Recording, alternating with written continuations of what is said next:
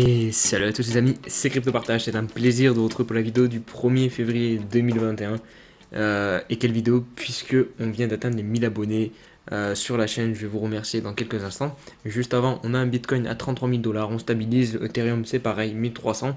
Les deux sont pas mal corrélés en ce moment. Et du côté des altcoins, on est plutôt dans le rouge. On a Link qui retrace à 20 dollars, Polkadot qui passe sous les 15 dollars, XRP aussi. Ça, on va en parler notamment sur les graphiques en deuxième partie de vidéo, ce genre de pump and dump que nous a fait XRP. Dogecoin aussi, c'est pareil, retour à 0,3, 0.03. Et on a quand même le BNB qui nous a fait une belle performance aujourd'hui. Il a touché les 50 dollars, il me semble. Je vais l'analyser aussi en deuxième partie de vidéo. Juste avant de passer aux news, et ben, je tenais à vous remercier quand même tous ceux qui se sont abonnés à la chaîne pour permettre à la chaîne d'avoir 1000 abonnés. Vraiment, je vous remercie tous, surtout tous ceux qui commandent, qui lâchent des likes au quotidien et qui me soutiennent. Vous imaginez pas la force que ça me donne et c'est grâce à vous que j'ai envie de continuer en fait et de faire grandir du coup cette communauté. Donc n'hésitez pas pour tous les nouveaux à nous rejoindre sur la chaîne, sur le Discord, sur Twitter. Voilà, en tout cas, merci à tous.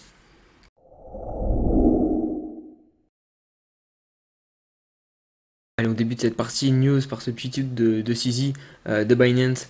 Donc, il nous dit n'essayez pas d'accumuler des alts avec une market cap, une supply plutôt, pas une market cap, c'est pas exactement la même chose. Du coup, une supply, donc la supply, c'est le nombre de tokens disponibles en fait dans la crypto-monnaie. Par exemple, sur le Bitcoin, il y en a 21 millions et il n'y en aura pas un seul de plus. Mais sur certaines crypto-monnaies, déjà, premièrement, des fois, on a des tokenomics, c'est le terme pour désigner du coup la création de tokens qui est assez flou et surtout des fois qui est illimité. Et donc quand on investit sur ce genre de projet, et ben en fait on investit sur les créateurs en gros parce que c'est eux qui vont pouvoir, comme bon ils le souhaitent, soit augmenter des tokens ou soit en diminuer. Et du coup en fait, personnellement je trouve que vous investissez sur rien du tout, c'est très flou et du coup il faut mieux investir sur des projets qui ont une supply limitée, comme ça vous savez que la chose, le token que vous achetez, on ne pourra pas en créer plus, on ne pourra pas en créer moins. Et ça c'est plutôt intéressant. Allez, on se fait un petit tweet sur Elon Musk, histoire de prendre un peu de FOMO, puisque là il a encore agi après le jour où il a mis Bitcoin dans sa bio, là, et ça a fait pumper le Bitcoin du coup à 38 000 dollars. Là il vient de dire donc, sur le réseau social Clubhouse que le Bitcoin est sur le point d'être largement accepté par la finance traditionnelle, et du coup il est convaincu de ça. Donc voilà, encore quelque chose de bullish annoncé par l'homme le plus riche de la planète, PDG de Tesla, donc Elon Musk. Une petite aparté, vous donner un petit conseil. Je pense que beaucoup de personnes vont le connaître, mais je me dis qu'il y a quand même pas mal de débutants qui arrivent sur les crypto-monnaies, donc ça peut être intéressant que vous sachiez cela.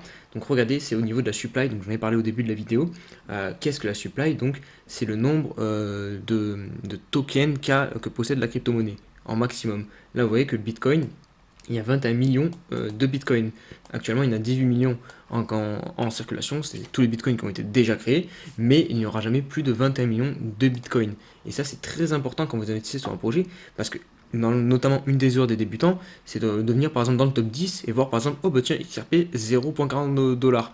Ou encore Chainlink 20 dollars. Donc ils vont se dire, oh mais si Chainlink est à 20 dollars, vaut peut-être mieux investir sur Chainlink parce qu'il y a beaucoup plus de chances qui viennent par exemple à 1000 dollars, enfin il y a plus de chances de progression que Bitcoin passe à 100 000 dollars par exemple. Mais c'est faux parce que regardez, si vous regardez la supply de Chainlink est bien plus importante que celle du Bitcoin. Donc il faut bien comprendre cela.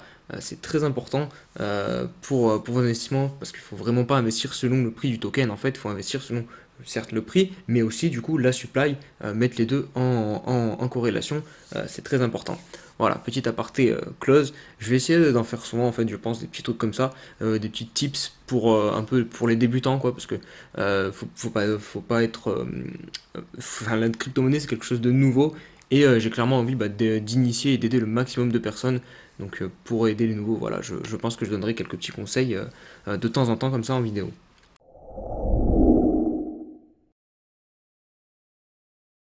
Allez, on se retrouve sur l'analyse du Bitcoin en 4 heures, qui est l'unité de temps la plus pertinente là, actuellement, en tout cas au court terme, puisqu'elle nous permet de constater parfaitement ce triangle descendant qu'on travaille depuis un bon petit moment, depuis le 2 janvier, depuis début janvier.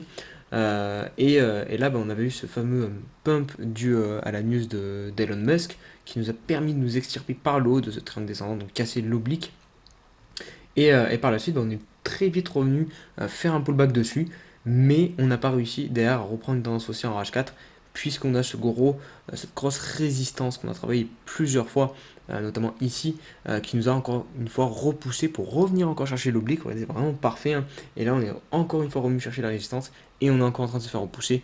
Donc clairement, ce niveau-là, il va falloir réussir à clôturer au-dessus pour enfin repartir réellement sur Bitcoin et aller chercher ce fameux ATH. Mais là, pour l'instant, tant qu'on ne réussit pas à passer cette résistance, et ben, ça reste compliqué pour Bitcoin. Mais en tout cas, c'est quand même bon signe qu'on ait réussi à sortir de ce triangle descendant qu'on tenait depuis un bon petit moment et qu'on ait cassé cette oblique. Et aussi le pullback, bah, c'est bon signe. On n'a pas réintégré le triangle pour le moment, mais il va falloir quand même réussir très rapidement à s'extraire par le haut. Allez, on se retrouve sur l'Ethereum pour commencer ces alts en 4 heures aussi, puisque on peut constater bah, qu'on a perdu la trend. Je vous avais dit hier ou avant-hier, je sais plus, que cette trend normalement devrait nous conduire bah, jusqu'à cette résistance qui est notre dernier plafond sur l'Ether avant de partir en price discovery. Parce qu'on l'a travaillé, regardez, une fois ici, une fois là, et à chaque fois ça nous a repoussé sur ce gros support. Et là, finalement, on a perdu cette trend, donc on ne va pas revenir tester tout de suite la résistance. Et on est venu par contre retester le support, donc ça peut être pas mal d'accumuler de l'Ether ici, ça peut être le dernier wagon avant le gros pump quand on va casser du coup ce plafond. Donc là, clairement, ce qu'on est en train de faire, c'est une consolidation sous la résistance, un peu comme ce qu'on avait fait avec Bitcoin sous les 20 000 dollars. Je ne sais pas si vous en rappelez, mais on avait consolidé un petit moment avant de casser à la hausse la TH et de s'envoler.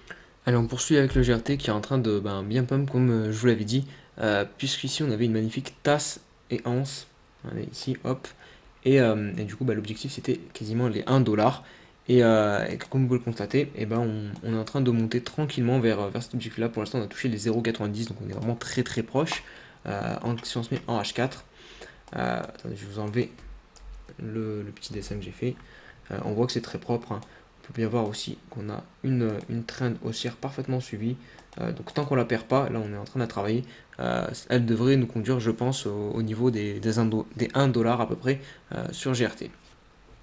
Alors on fait un petit tour rapide sur l'Elrond qui a sorti hier son application du coup, son wallet disponible sur Android et sur iOS.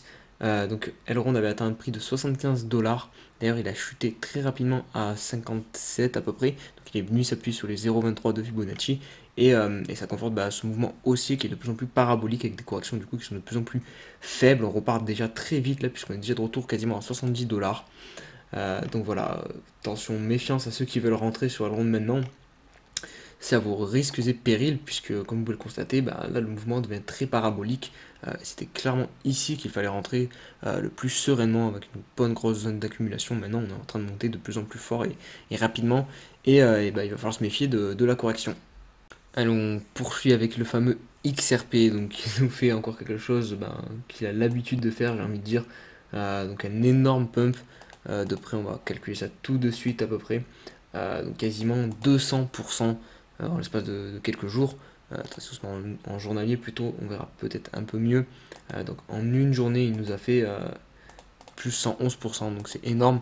Donc c'est vraiment compliqué de juger ce token qui a l'air très manipulé. Franchement, euh, j'ai du mal à vous conseiller de rentrer. Après, c'est à vous de toute façon de faire l'analyse fondamentale derrière. Mais ça, c'est clairement pas bon signe, ce genre de mouvement aussi brusque sur le token. D'un point de vue de l'analyse chartiste, qu'est-ce qu'on peut dire? On peut considérer que cette trend haussière est maintenue, c'est le dernier gros support, puisqu'ici on avait tout recassé avec cette bougie suite aux annonces de la SEC. Donc là, maintenant, on est quasiment de retour en haut de ce gros range. Donc pourquoi pas, j'ai envie de dire, tenter de rentrer pour ceux qui croient au projet sur ce niveau-là. C'est en tout cas bien plus intéressant que de rentrer sur les mèches ici en mode FOMO. Donc voilà, mais il va falloir se méfier sur ce token, ça c'est clair et net. Dites-moi en commentaire si vous pensez que XRP est un jeton mort ou pas, ou s'il y a encore de l'avenir derrière XRP. Et on va finir par le jeton de Cardano, donc ADA. qui est plutôt sur un niveau de prix très intéressant. On a eu la grosse zone d'accumulation et on voit surtout qu'il a aussi du retard si on compare par exemple à l'Ethereum ou encore au Bitcoin qui eux ont déjà rattrapé l'ancien plot de 2017. On voit que ADA est encore très bas et qu'au tout début de cette tendance haussière.